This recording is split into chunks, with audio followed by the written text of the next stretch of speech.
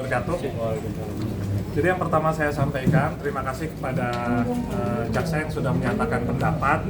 Namun di sini disampaikan juga tadi di pasal 206 itu kuhap yang baru masih ditulis keberatan. Jadi itu hanya nomenklatur penamaan. Terima kasih masukannya. Selanjutnya yang kedua tadi sudah dijelaskan dan kami ulangi sekali lagi. Jadi saya ini dalam posisi mendudukan perkara ini sesuai dengan aturan hukumnya.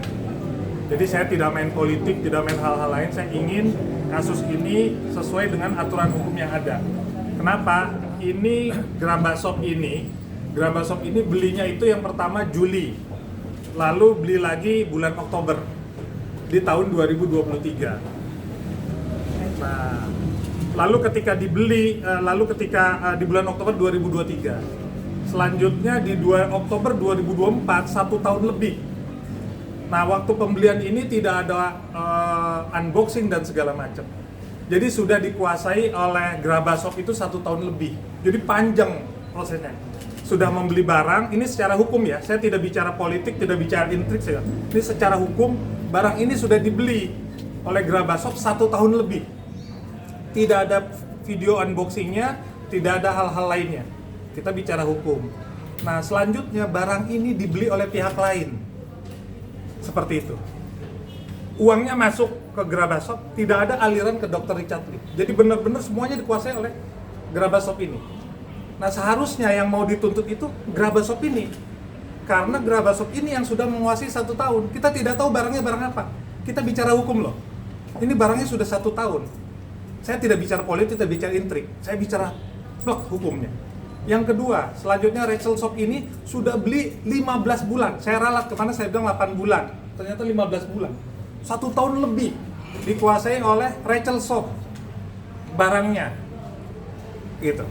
Kita nggak tahu, awalnya tidak ada unboxingnya juga. Seperti itu. Jadi barang ini sudah dikuasai pihak lain 1 tahun lebih. 1 tahun 3 bulan. Lalu dijual ke pihak lain. Dibeli, uangnya juga nggak masuk ke Dr. Richard atau ke pihak manapun. Dikuasai oleh seluruhnya oleh Rachel Shop ini. Nah, harusnya yang dipersalahkan yang sudah memiliki 1 tahun dan sudah memiliki 1 tahun 3 bulan. Itu yang dua yang penting. Yang lainnya tidak ada di sini, di dakwaan. Yang dibeli langsung dan segala macam itu tidak ada dalam dakwaan. Dan yang utama di sini disampaikan tanggal 12 Oktober. Ini penting dalam peristiwa pidana. 12 Oktober dianggap Dr. Richard ini menurut dakwaan ini melakukan tindak pidana memproduksi atau mengedarkan. Ini kata-kata di hukum. Sekali lagi saya hanya ingin menyampaikan hukumnya saja. Jadi dianggap dokter ini memproduksi atau mengedarkan pada tanggal 12 Oktober sesuai dengan surat. Nah, yang saya mau jelaskan, tanggal 12 Oktober Dr. Richard Lee dipastikan ada di luar negeri, di Singapura, tidak sedang memproduksi, tidak sedang mengedarkan. Oleh karenanya, bahwa waktu pidananya tidak terjadi. Ini titik utamanya. Kalau ada cerita yang lain, cerita saksi yang lain, itu hal lain. Karena titik utamanya laporan tanggal 12 Oktober. Nah, di mana 12 Oktober itu tidak kejadian? Atau kita tarik lagi tanggal 23 Oktober. Di mana waktu lagi dibeli di Rachel Shop. Dr. Richard lagi podcast di DKI Jakarta. Tidak sama sekali di Kota Karangdang, tidak sama sekali sedang memproduksi, tidak sama sekali sedang mengedarkan. Jadi ini fakta hukum yang terjadi. Nggak ada trik, nggak ada sulap, nggak ada segala, faktanya begitu. Dengan 2 tanggal yang ada di surat dakwaan, kami sampaikan bahwa beliau tidak sedang memproduksi dan mengedarkan dan bisa dipastikan. Saksinya lebih banyak lagi, bahkan di IG-nya juga ada. Nah, dari titik itu kami berangkat dari titik ini. Jadi bukan dari cerita-cerita. Jadi yang di dakwaan 2 tanggal ini adalah tanggal utama. Dan dua-duanya dibeli dari pihak lain yang sudah tadi 1 tahun dan 15 bulan. Jadi mohon hal ininya ada yang kurang pas. Jadi tidak ada yang langsung dari Dr. Richard yang masuk dakwaan ini. Maka kami baru bicara hal ininya. Hal-hal yang ada di dakwaan. Dan kalau misalnya ini kurang tepat, wajar apabila kami menyampaikan nota keberatan, eksepsi, atau perlawanan. Seperti itu. Di pasal 26 masih ditulis keberatan. Jadi ini yang kami sampaikan. Kami sudah terima kasih tadi disampaikan bahwa jaksa sudah melakukan pendapat, ya kita tinggal tunggu keputusan hakim. Tapi titik yang terberat itu adalah dua hal tadi. Yang kami bantah dua hal tadi, keberadaan dokter mengedarkan ataupun memproduksi pada saat tanggal tersebut tidak ada mengedarkan, tidak ada produksi, dan ada saksinya banyak di Jambi. Mungkin demikian yang utama yang ingin saya tegaskan hari ini. Tidak ada intrik politik, tidak ada sulap, tidak ada. Ini adalah fakta hukum dan hanya berdasarkan hukum, hanya berdasarkan dakwaan.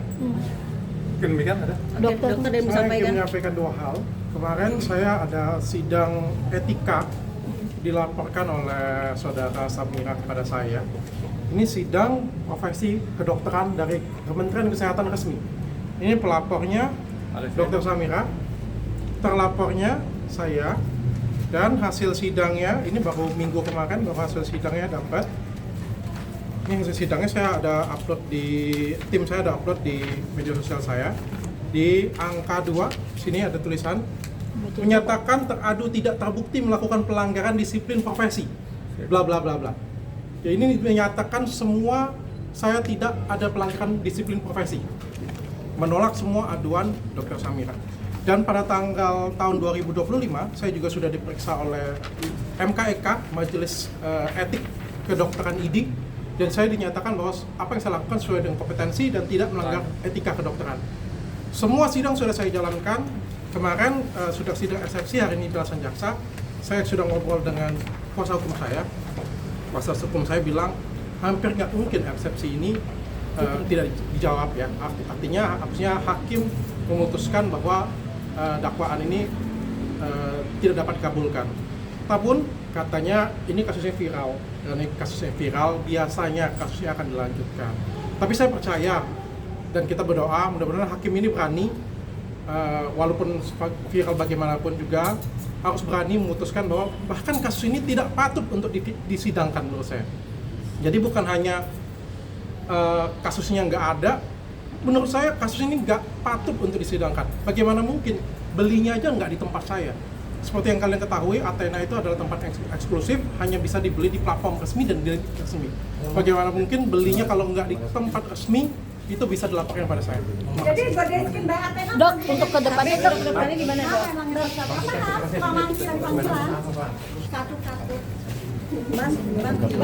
Nanti kita ngobrol.